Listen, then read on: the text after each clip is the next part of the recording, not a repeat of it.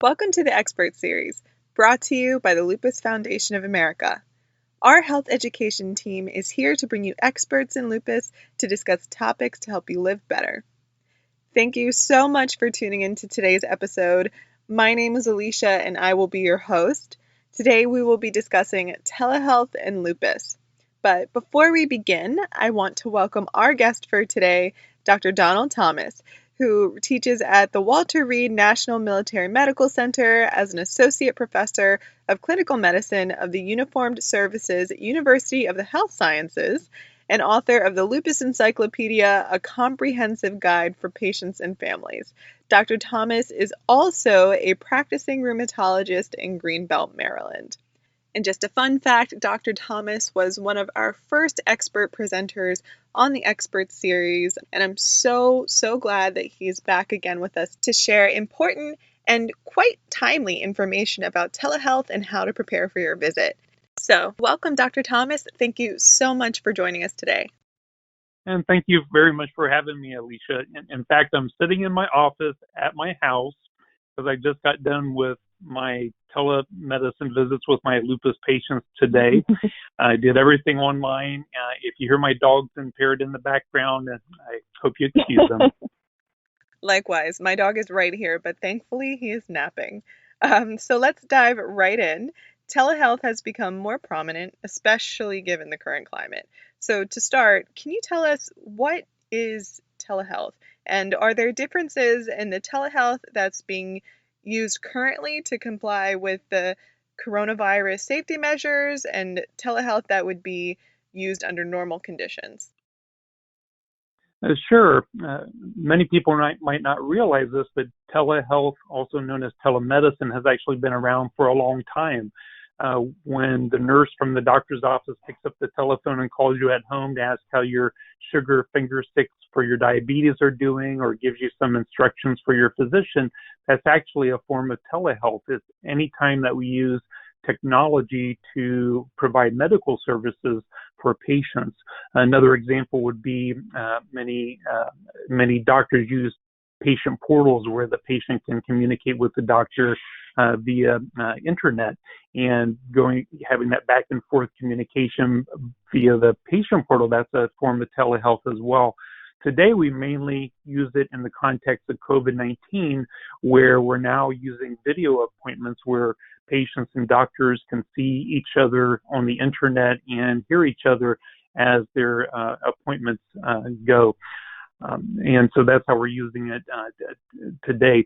We have several different platforms that we're using with the COVID-19 environment. One example would be the video telehealth via the online platforms. This usually requires a personal computer, a laptop, or a tablet, or an iPad that has internet capabilities. Or you can use your smartphone as well that has a webcam on it so you can communicate with your doctor. Another option would be having a smartphone where you can use even something like FaceTime on your iPhone or other platforms, even Skype. A third method of telehealth with the COVID-19 epidemic would be telephone visits. So people who are not technologically savvy or don't have a computer, they can have an actual office visit with their physician using the telephone. And then finally, another platform that is available is something called e-visits. E-visits can use either email or it can use the patient portal where the patient and the physician can communicate back and forth with each other regarding problems, test results, and recommendations for care as well. With using these services, written consents are not required. Medicare and insurance companies are reimbursing the physician offices to cover the expenses of these, which is really nice. But you as the patient, you do have to give formal verbal consent before each visit. You have to be able to tell the doctor verbally that you give him or her permission to bill your insurance company. And a really nice thing that a lot of insurance companies are doing, which I think is fantastic, is that they realize a lot of people don't have very much income because so many people are getting laid off that many of them are not even requiring patients to pay their co-pays for these visits, which is fantastic. Exactly. I agree with that. And it's great to see all of the options that people have, especially if you're more on the non-tech savvy side. So, what are the benefits of telehealth?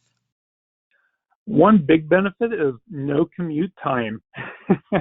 I'm in the Washington, D.C. area where it can easily take 30 minutes to an hour. Some of my patients even come here in 2 to 3 hours from the surrounding areas. But with telemedicine, it's instantaneous, which is amazing. In addition, there's usually no wait times. Sometimes people wait a long time in the waiting room, but that is completely taken away most of the time. It's also easier to see your physician. I'm finding in our clinic, for example, that we have lots of openings. Let's say that you want to see your doctor right away, just pick up the phone, call our office, and you can see someone in our office even that same day or the next day, much easier than in the past. Another nice benefit is regarding the access to your doctor. For example, most of the time we're so busy that we have our nurse or medical assistants communicate with our patients regarding lab test results and explanations and so forth. But now with telehealth, if you want to talk face to face with your doctor about these results, it's much easier for you to ask my medical assistant to do that face to face encounter for me to go over everything specifically with you. So there have been actually a lot of benefits that many of my patients love, and they like it even better than when we had the in-person visits. And what about drawbacks to telehealth? Are there any? And also, what are some solutions that can be helpful to address them? Sure. Just a couple of major drawbacks. Number one is we can't do a physical examination. On the telehealth, when we're doing video, we can ask patients to point out things on their skin or in their mouth or move their joints for us and things like that. But for example, on the skin, sometimes it's very difficult to get the proper lighting for me to be able to see exactly what's going on. And so for patients who are ill or who have a new problem that really require a hands-on physical examination, especially things like listening to the heart, listening to the lungs, or palpating and feeling on the abdomen, those things we really have to see in person. The way we're dealing with those is that at least one doctor is in our office every day of the week to see urgent patients, to see them in person, to help take care of that part of things. In addition, we can't do injections, and many of our patients rely on cortisone injections or gel injections for their joints for arthritis pain. Also, of course, intravenous infusions must be given in the office as well. So there are some things that you certainly can't do by telehealth and you have to do in person. Right. So, moving on, what about privacy and the safety and security of sensitive information that's being shared across these digital platforms during a telehealth visit? Yeah, that's a very important thing. When the COVID-19 problem started and face-to-face doctor visits ended up abruptly, Medicare and the government were fortunately very quick to jump on this. There's a set of laws that most people know about called HIPAA, which came about in order to deal with modern technology and to protect patients against their private information from being shared inappropriately, such as through the internet, emails, and things like that. And it's pretty strict as far as how we could use it. And before COVID-19, we could only use platforms that were highly secured and built specifically for healthcare. And there's some healthcare companies, for example, Doximity. We use one called Doxy.me for our video care, and those were the only ones that could be used. And it was used for people who lived in very remote and rural areas because that's the only way that they had access to healthcare. But the government realized that this was just not feasible with the COVID-19 problem because not everybody is able to use technology to use these. So the government did lack the HIPAA requirements. And the way that goes is that we can now use things even like email. We can use FaceTime on iPhones. We can use other smartphone platforms, even things like Skype. And these are not secure whatsoever, but the government is allowing us to use them because there's no other way to give good health care to our patients. However, it does not get rid of the fact that patient information can only be given as a need-to-know basis. So a doctor, even though he might be able to email a patient back and forth or talk to them on FaceTime, even though these are not secure platforms, that healthcare provider is not allowed to share that information with anyone because of the HIPAA laws. So it's a lot more lax, but we still respect the privacy of our patients. Absolutely. And so, what is a telehealth visit like for someone with lupus? Let's say they've made their appointment. What can they expect? Sure. What happens is initially our office contacts all of our patients either through email or by a telephone call, and we let them know what the process is as far as using the telemedicine. We use a platform called doxy.me, and so they send them information on how to go to the doxy.me website and type in my name in order to see me for a visit. Before the actual visit, they get a date and time just like any appointment. And then about 15 minutes beforehand, my medical assistant will call up the patient. She'll check them in just like she normally does, opening up their chart, asking them questions about how they're doing, updating the medication list. And then once she's done with the patient, she'll turn them over to me. If the patient is able to do vital signs at home, for example, if they have a blood pressure machine that can do heart rate and blood pressure and a thermometer, she'll also ask them to do their vital signs to have that ready for me as well. And then when we're actually on the visit, it's me seeing the patient on my computer. I can see them through their webcam. I can hear them directly as well, and they can do the same thing with me. I have a chat box on my platform as well. So for example, let's say I bring up a medical term that is long and difficult for them to understand. I can type that word on the chat box so the patient can see it and write it down so that they can Google it or look it up through other means. And so that's a really nice thing. It makes it very easy to have a really good visit with the patient. That's a really great feature, and I definitely can see how that can be helpful during a visit, especially if someone wanted to look something up after. So how can someone with lupus prepare for their telehealth visit?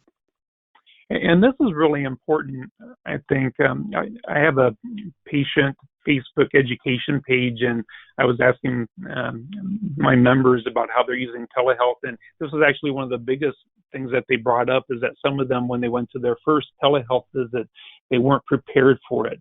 And they thought they could have had a much better visit if they were to prepare. And so these are the things that I would recommend doing. Number one, you always want to test your camera and your microphone before the visit.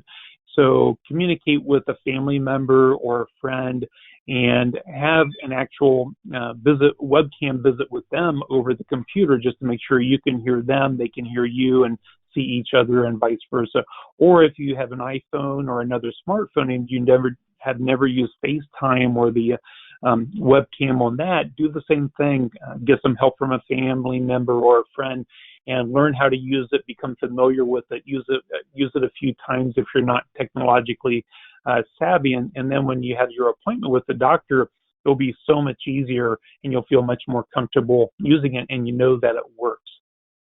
In addition, you can make sure that that the room that you're in is good. For example, it's a good idea to have a light in front of you that's behind the computer that shines on you, and that way the doctor will be able to see you really well, and you can make sure that your family member or friend can see that your environment that you're in is a good environment for that. Just like with any doctor's visits, make sure to write down some questions and topics. If you have any new problems or new symptoms, make sure to write those down so you don't forget to ask your doctor during the visit. If you've been on any new medicines, write that down as well. You do want to make sure you have a pen and paper and make sure that you write down anything that your doctor tells you to do, just like you should at a regular doctor's visit. And as I mentioned, we have a chat box on ours. I think it's a good idea that you, as the patient, when you first start your visit, ask your doctor, say, do you have a chat box, and can you type down any difficult terms for me to see or any instructions so that I know that I can remember to do everything okay. And that's a good way to be proactive in your visit to ensure that you have the best visit possible. If at home, if you have a blood pressure machine and a thermometer, that'd be incredibly helpful. Make sure to take your blood pressure, check your heart rate, and check your temperature, and have those ready before the visit so you can give those to your healthcare provider. Then also, if you have a caretaker at home, or if you have a family member who would like to join you during the visit, make sure that they're there with you as well. Having two set of ears to hear instructions can be very helpful, and sometimes your loved one might remember something that you might have forgotten to ask. And those are the big things that I would recommend as far as preparing for the visit. Great. And do you have any recommendations about what someone should wear during a visit? That's a great question. I've done a lot of telemedicine visits so far, and my patients have ran the gamut as far as what they've been wearing. And me personally, I have very good relationships with my patients, and some of them have been in their pajamas, and that's perfectly fine with me. But I would recommend dressing just like you would for any doctor's visits, but it's definitely not required. And I didn't mind at all what people were wearing. However, if you have something that you need to show the doctor, you definitely want to wear loose fitting clothing that you're able to show that part of your body to the doctor very easily. So that's really important. And if you have anything on your skin or inside your mouth that you want to show, make sure you have a flashlight, or that you have another bright source of light that you can shine on it to make it easy for your doctor to see. And that's probably the most important thing as far as clothing. Great. So, Dr. Thomas, you've shared a lot of really good information today about telehealth. As we're wrapping up, do you have any final thoughts that you would like to share? Sure. Unfortunately, with COVID-19, I think that we're going to have telehealth and telemedicine for quite a long time, because we all need to protect each other. Our patients are on immunosuppressants, especially. We don't want them coming to our office and potentially getting COVID-19. So until a vaccination becomes available and we're able to protect our society and everybody, I think that telemedicine will be used for a long time. Even after COVID-19 is finished, I think there might be the possibility that Medicare and insurance may continue to allow us to use this, rather than only letting us use it for people in remote areas. Hopefully they'll see that this is actually a very convenient yet very effective way for people to get health care, and patients who are stable, who have been in remission, who basically need to have a checkup to get set up for labs and so forth. So I think that hopefully that this might continue even after COVID-19. And then I would highly recommend that patients go to the Lupus Foundation of America website. If you go to lupus.org, that'll be their main website page. And if you scroll down a little bit, you'll see some fantastic COVID-19 resources, some great articles about what to do about COVID-19, how to protect yourself. It answers a lot of questions about the medications such as hydroxychloroquine, et cetera. And then when you go to this podcast on the lupus.org website, they also will have some telehealth resources and some FAQs that you can read about as well to get more information about telehealth and telemedicine. Absolutely. And Dr. Thomas, thank you so much for joining us today. It's always a pleasure. The information that you shared about telehealth, even the tips on how to prepare for a doctor's visit, are so valuable, especially during this time. And as you mentioned, I encourage all of you listening in to visit our website, lupus.org. And if you would like to learn more about living well with lupus, you can find additional resources on the National Resource Center on Lupus at lupus.org/resources. And if you would like to talk to one of our health educators, you can submit an inquiry at lupus.org/healtheducator.